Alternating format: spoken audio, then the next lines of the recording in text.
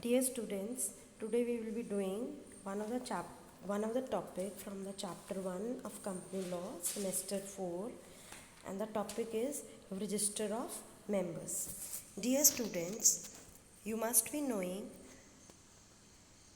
that for every company, चाहे वो एक प्राइवेट कंपनी है, चाहे वो एक पब्लिक कंपनी है, हर कंपनी के लिए सेक्शन 88 ऑफ कंपनीज एक्ट 2013 के अंडर कंपनी के लिए ये मैंडेटरी है कि वो एक रजिस्टर मेंटेन करें अपने मेंबर्स का. Now what is this register? Dear all, a register is a book which contains complete information about the members of the company, and it is a very important book which gives you even the full information about the members of the company as and when required. And as I told you earlier, ये हर company, चाहे वो private है चाहे वो public है, उसके लिए mandatory है कि सेक्शन 88 ऑफ कंपनीज एक्ट 2013 के अंडर वो एक रजिस्टर को मेंटेन करें. Now switching to the another, कि इस रजिस्टर में क्या क्या होना चाहिए. That means the information, or you can call the subject matter of the register. So the subject matter of register contains the information about the company's members, which is as follows. First of all, the register must contain the name, the address and occupation अगर कोई है किसी member का, then the number of shares which are held by each member.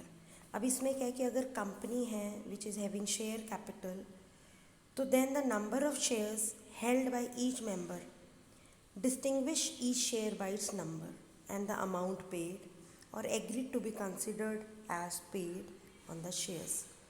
Thirdly, the date on which the name of each person was entered in the register as a member.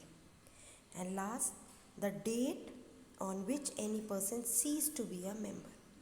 जब एक person आपके company का member बना वो date, और जब वो person आपके कंपनी का मेंबर नहीं रहा वो डेट, दोनों रजिस्टर ऑफ मेंबर्स में एंटर होनी चाहिए.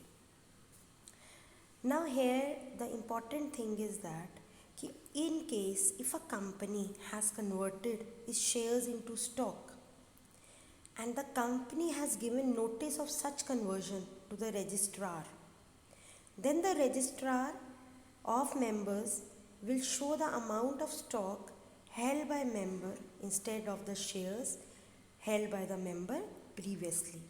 दिस मीन्स दैट अगर किसी कंपनी ने अपने शेयर्स को स्टॉक में कन्वर्ट कर दिया है और इस कन्वर्जन की इन्फॉर्मेशन उन्होंने रजिस्ट्रार को दे दी है, तो जो रजिस्ट्रार होगा वो एक मेंबर के नेम के आगे अमाउंट ऑफ स्टॉक को एंटर करेगा, ना कि शेयर्स को, because these shares have been converted into stock. और ये जो रजिस्टर ऑफ मेंबर्स है इसमें वो सारे पर्टिकुलर्स होंगे अगर कोई जॉइंट होल्डर्स हैं टू द शेयर्स. इस रजिस्टर में उन माइनर मेंबर्स के भी नाम होंगे along with the name of their guardians. और अगर कि कोई डिक्लेरेशन रिसीव हुई है from any member under section 113, तो that must also be recorded in the register of members.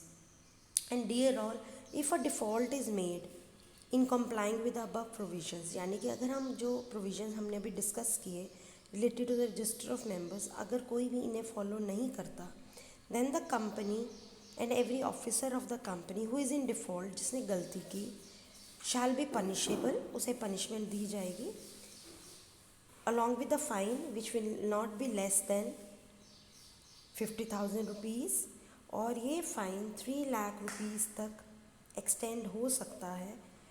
और अगर फिर भी ये फेलियर कंटिन्यू रहा तो फर्दर फाइन जो होगा वो कितना होगा, 1,000 रुपीज़ पर डे, जब तक कि ये डिफ़ॉल्ट कंटिन्यू रहेगा. इन सिंपल वर्ड्स, अगर कोई भी इन प्रोविजंस को कंप्लाई नहीं करता तो उसको पनिशमेंट हो सकती है, and minimum fine will be 50,000 maximum 3 lakhs, और फिर भी अगर फेलियर स्टॉप नहीं होता और कंटिन्यू रहता है तो पर डे 1000 रुपीज़ का जो है वो फर्दर फाइन इम्पोज किया जाएगा जब तक कि ये फेलियर कंटिन्यू रहता है. Now next is we will be discussing the objectives and importance of this register. इस रजिस्टर को मेंटेन करने का जो मेन ऑब्जेक्टिव है वो है to store and provide all important information about the company and even its members. और जो ये रजिस्टर है it acts as a creditors guarantee. तो ये क्रेडिटर्स को गारंटी देता है और उन्हें ये बताता है कि to whom and to what they have to trust. And third, it serves as a primia facie. This means कि ये जो रजिस्टर है it act like a evidence of truth of information about the company members. This means that it is a proof that whatever information is stored in the register it is true about the members. But still then, dear students, ये जो register of members है it is not a conclusive proof of membership. Suppose अगर एक company by mistake या without any notice किसी person का नाम enter कर देती है रजिस्टर ऑफ मेंबर्स में, तो such person shall not be liable as a member.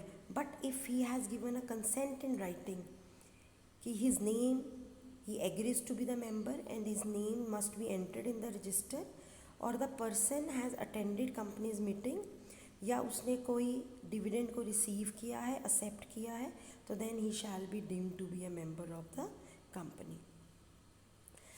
Now this is off with the register of members. I hope it is clear to each one of you. Now switching to the next topic, that is index of members. Like you know every each one of you, like you have a index to your notebook. अगर आप कोई notebook start करने से पहले एक particular page या एक index बनाते हैं जिसमें आप पूरी डिटेल देते हैं regarding the date on which the work was done, the particulars of the work and even the page number, even the remarks you have. In the same way, under the provision of companies act, वो company जिसके पास 15 members हैं या उससे ज़्यादा हैं, it must keep a index of its members. और ये index can be a card index. तो I repeat that under the provision of Companies Act, every company which has at least 15 members or more than 15 members must keep an index of its members, and it is known as card index. But if register of member, which we discussed now, it is maintained in the shape of an index, then such additional index is not necessary. तो कहने की बात यह है कि अगर आपने register of member इस तरह से मेंटेन कराया है which is in the form of a index, तो आपको एडिशनल इंडेक्स को बनाने की ज़रूरत नहीं है. और अगर आपने इंडेक्स में कोई भी चेंजेस किए हैं तो और आपने इन चेंजेस या ऑल्ट्रेशन की इंफॉर्मेशन आपने अपने रजिस्टर में कर दी है, तो ऐसे ही ऑल्ट्रेशन को आपको कंपनीज इंडेक्स ऑफ मेंबर में भी शो करना पड़ेगा with in 14 days of alteration. Next is, जो आप इंडेक्स ऑफ मेंबर्स मेंटेन करेंगे, it must contain a reference to each member of the company, so that ये reference number इसलिए देंगे so that related information about the member can immediately be located in the register of members. और एक और important चीज़, ये जो आपका index of member है ये हमेशा उसी जगह पर रखेंगे जहाँ पर आपने रजिस्टर ऑफ मेंबर्स रखे हुए हैं. I mean to say that all the times the index of members should be kept at the same place where the register of members is kept. And in the same way as I discussed the default in case of register of members, same default is here, that if anyone like a company or any officer of the company who is in default means if he makes any default in complying with the above provisions, then he will be punished. Same with the fine, whose minimum amount will be 50,000 rupees, which may extend to 3 lakh rupees. और अगर ये failure continue रहता है तो per day 1000 rupees further fine उस पर impose किया जाएगा. So I hope this topic is very clear to you. Thank you and have a nice day.